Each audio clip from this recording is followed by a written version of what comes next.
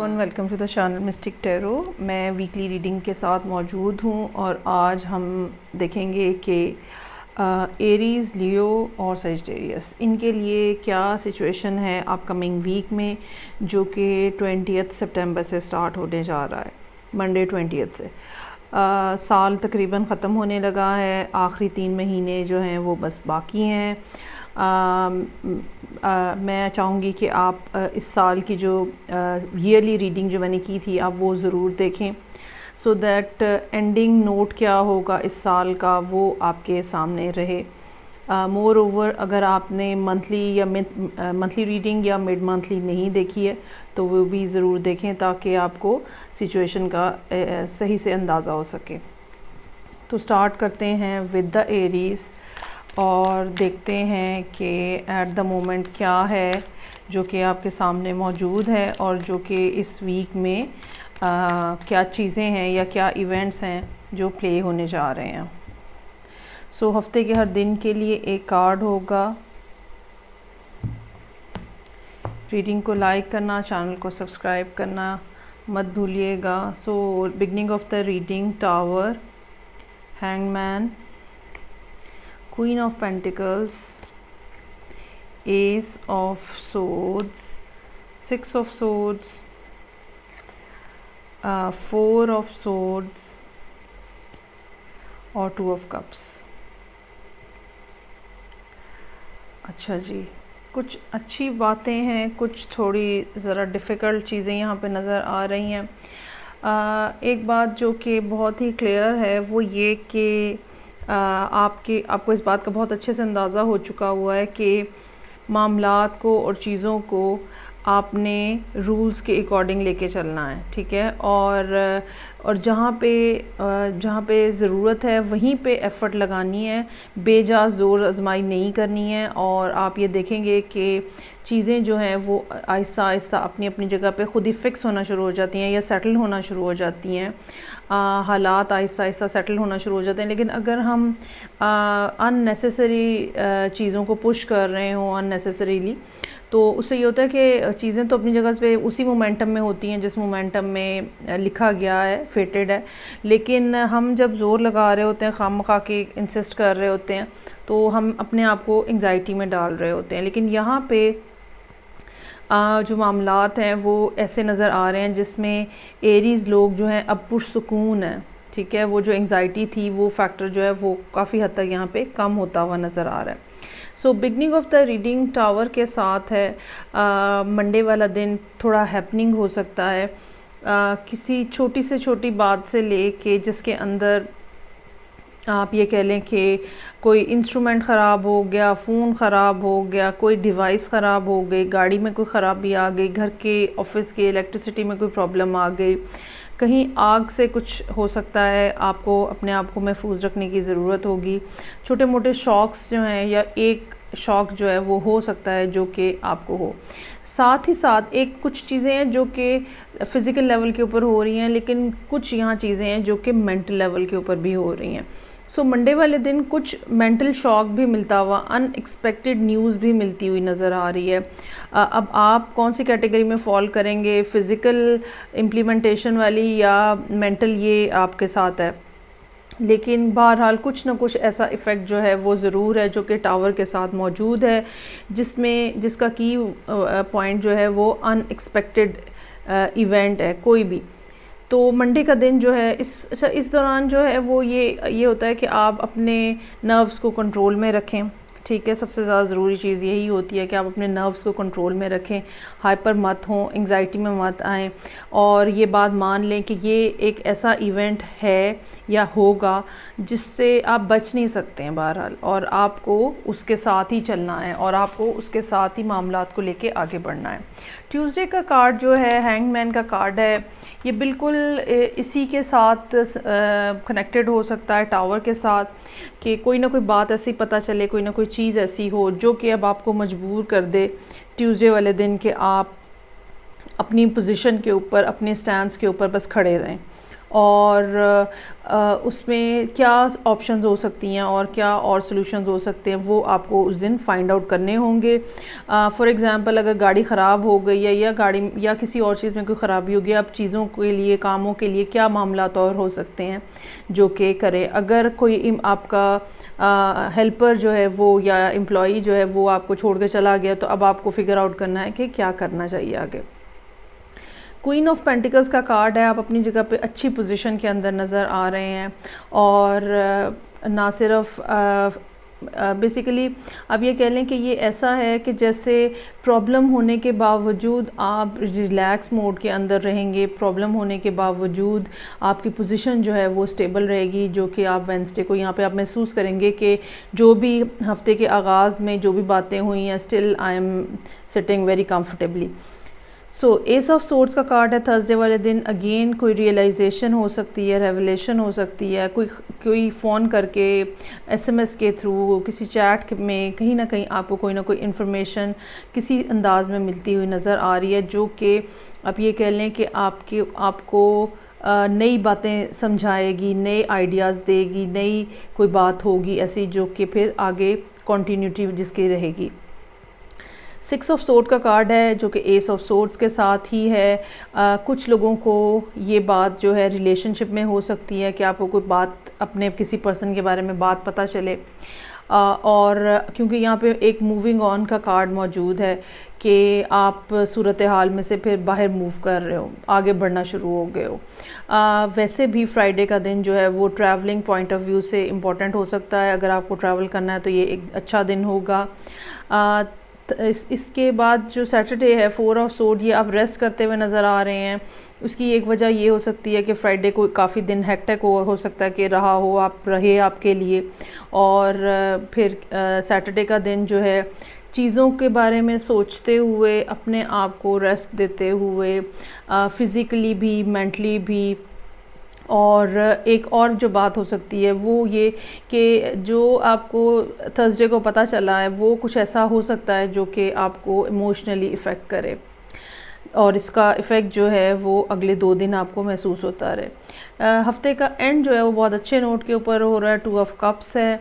ये कोई भी पार्टनरशिप हो सकती है, ये रोमांटिक पार्टनरशिप भी हो सकती है, ये बिज़नेस पार्टनरशिप भी हो सकती है, ये कोई कोलैबोरेशन हो सकती है, किसी के साथ मिलके काम करने का कुछ आइडिया हो सकता है जो कि यहाँ पे है, और ये यकीनन इसके अंदर काफ़ी सारी कामयाबी और अब ये कह लें कि अच्छी एक फ़ीलिंग जो है इस कार्ड के साथ एसोसिएटेड है, और ये चीज़ भी आगे, ये एक पार्टनरशिप भी आगे चलती हुई नज़र आ रही है। सो ये थी रीडिंग जो कि एरीज़ लोगों के लिए थी। अब हम आगे मूव करेंगे और देखते हैं कि लियोज़ जो हैं उनके लिए क्या सूरत हाल है। हफ्ते के हर दिन के लिए एक कार्ड। So let's start.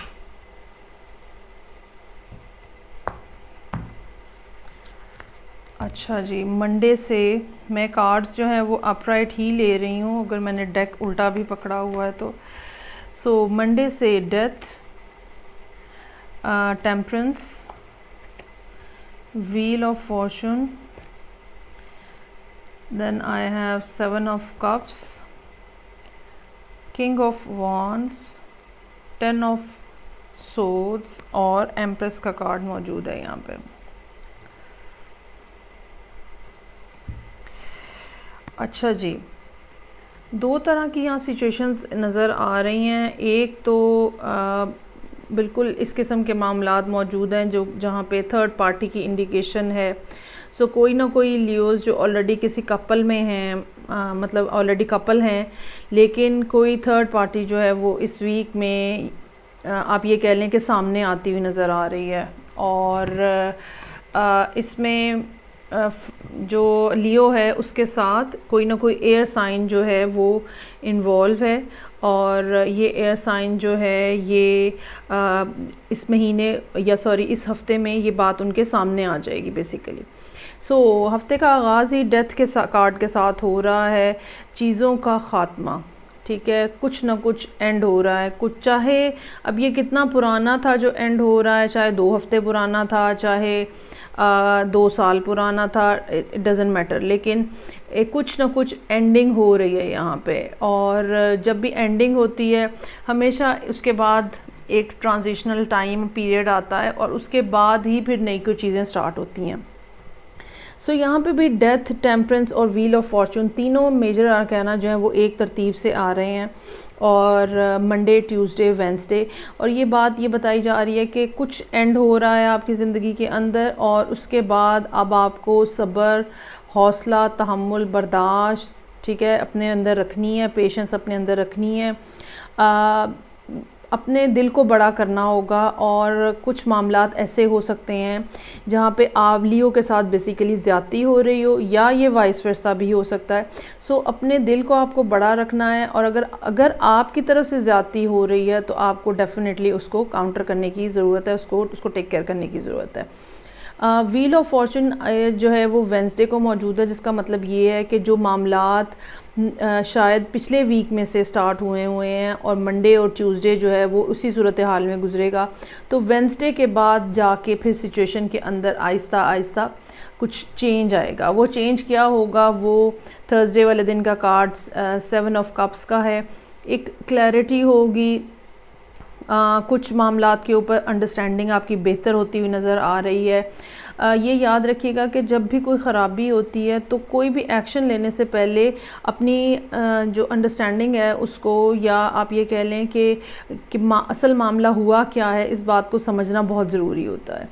सो आपको ये पहले 4 दिन जो है वो इस बात को रियलाइज़ करने में कि क्या ख़त्म हुआ है, फिर इस बात को समझने में कि कैसे मामलात ख़त्म हुए, क्या गलतियां हुई, क्या बात हुई, और फिर उसके बाद मामलात के बारे में ये सोचना, या उस सिचुएशन के बारे में या उस इवेंट के बारे में ये सोचना कि अब आगे फ़र्दर क्या करना है, और अल्टीमेटली फिर आप फ्राइडे वाले दिन जाके एक्शन लेने की पोजीशन में होंगे।